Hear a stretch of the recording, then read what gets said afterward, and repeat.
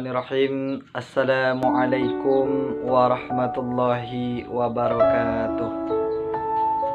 Innal hamdalillah nahmanuhu wa nasta'inuhu wa nastaghfiruh wa na'udzu billahi min syururi anfusina wa min sayyiati a'malina. May yahdihillahu fala mudhillalah wa may yudlilhu fala hadiyalah.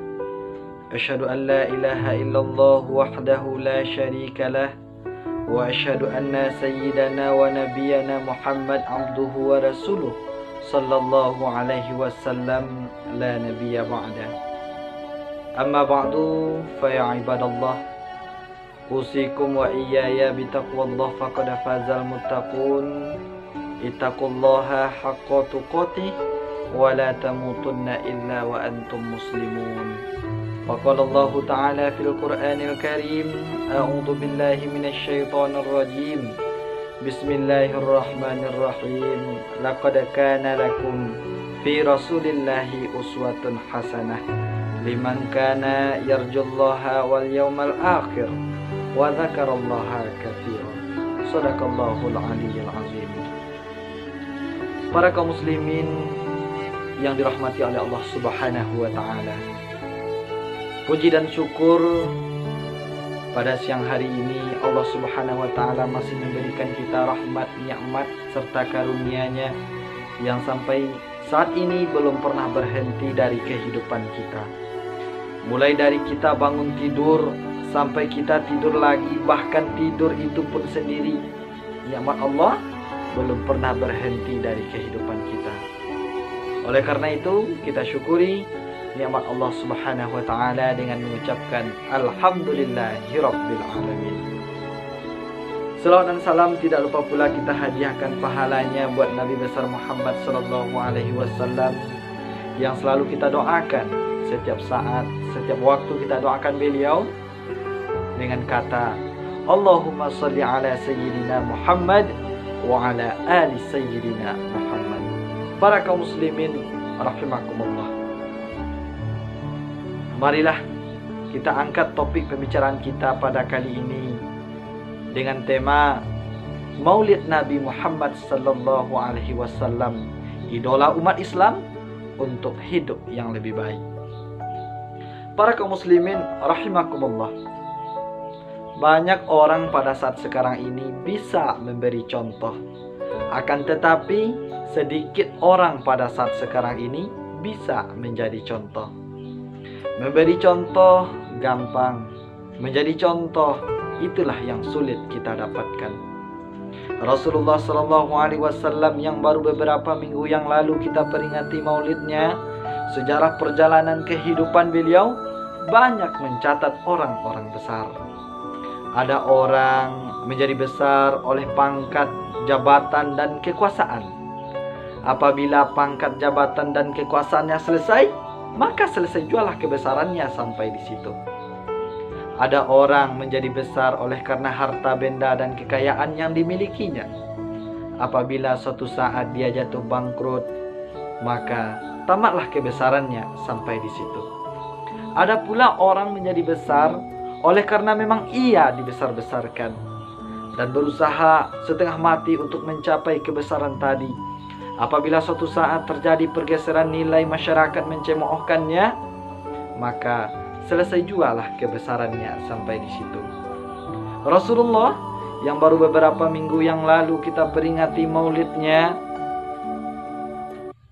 beliau menjadi besar bukan karena pangkat, jabatan, dan kekuasaan. Beliau pun menjadi besar bukan karena lantaran harta benda dan kekayaan yang dimilikinya. Pun beliau menjadi besar bukan karena dibesar-besarkan oleh umatnya. Beliau menjadi besar oleh karena memang dibesarkan oleh Allah Subhanahu wa taala.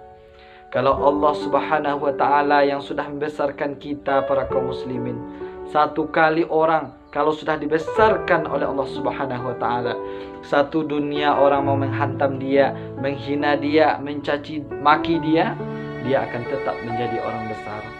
Akan tetapi satu kali orang kalau sudah dikecilkan oleh Allah Subhanahu wa taala, satu dunia orang mau mengangkat dia menjadi orang besar, niscaya dia akan tetap menjadi orang kecil. Karena segala sesuatunya sesuai dengan kehendak Allah Subhanahu wa taala. La haula wala quwata illa billahil aliyil azim. Tiada daya, tiada upaya, tiada kekuatan kecuali atas izin Allah Subhanahu wa taala. Kalau Allah Subhanahu wa taala sudah berkehendak, apa yang tidak mungkin? Innama amruhu idza arada syai'an ayyakula lahu kun fayakun, kata Allah. Kalau Allah yang berkehendak, kun, jadilah, fayakun, maka jadilah ia. Oleh karena itu tidak ada seorang penulis pun, baik ia Islam maupun non-Islam, kalau berbicara dengan jujur, tidak ada yang tidak mengagumi Rasulullah Sallallahu Alaihi Wasallam. Oleh karena itu Allah Subhanahu Wa Taala sampaikan kepada kita kaum muslimin, terdapat dalam Al-Quran surah Al-Ahzab ayat 21, apa kata Allah? Bismillahirrahmanirrahim.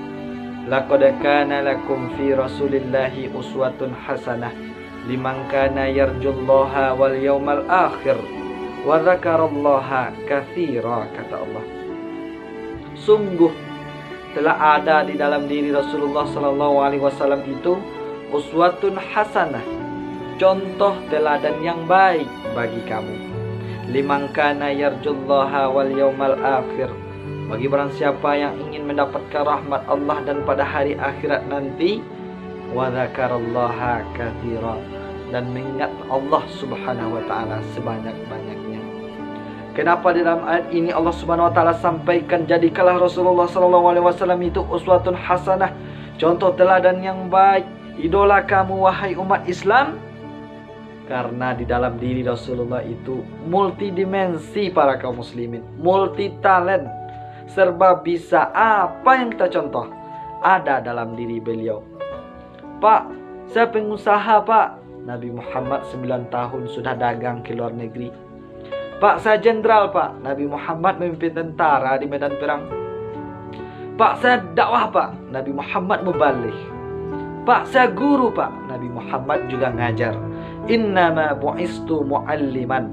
Aku diutus sebagai guru. Guru umat, guru bangsa. Saya presiden pak.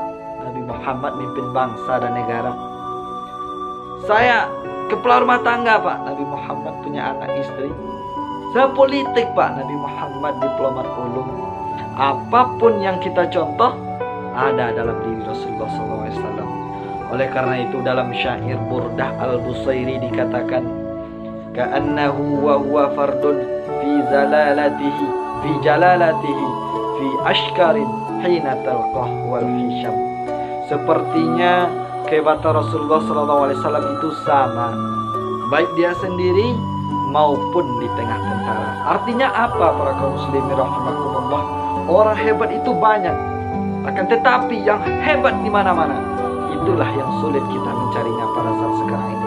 Rasulullah lagi duduk hebat, lagi jalan hebat, lagi berdiri hebat, di masjid hebat, di pasar hebat, di medan perang hebat, di mata musuhnya hebat, di mata sahabatnya hebat, di mata anak-anaknya hebat, di mata istrinya hebat, di mana-mana dia hebat. Nah, susah kita mencari orang seperti ini yang hebatnya di mana-mana para kaum muslimin.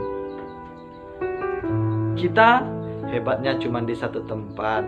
Di kantor kita hebat, sekantor orang mengagumi kehebatan kita. Apabila kita telah keluar dari kantor, apakah kita orang yang paling hebat? Tidak, karena sudah ada orang yang paling hebat dari kita. Inilah pesan yang terkandung di dalam Al-Quran surah Al-Ahzab ayat 21 para kaum muslimin rahimakumullah. Jadikanlah Rasulullah SAW itu uswatun hasanah bagi kita, contoh teladan yang baik untuk kita di dalam mengarungi kehidupan ini. Mudah-mudahan para kaum muslimin rahimakumullah, dengan adanya Maulid Nabi Muhammad SAW menambah rasa cinta kita kepada beliau dan menjadikan beliau sebagai idola bagi kita di dalam kehidupan ini. Demikian pidato pendek ini yang dapat saya sampaikan. Mudah-mudahan bermanfaat bagi kita semua, lebih-lebih bagi kami yang menyampaikan. Fa'tabiru ya ulil absar la'allakum turhamun. Billahi bitaufiq wal hidayah. Wassalamualaikum warahmatullahi wabarakatuh.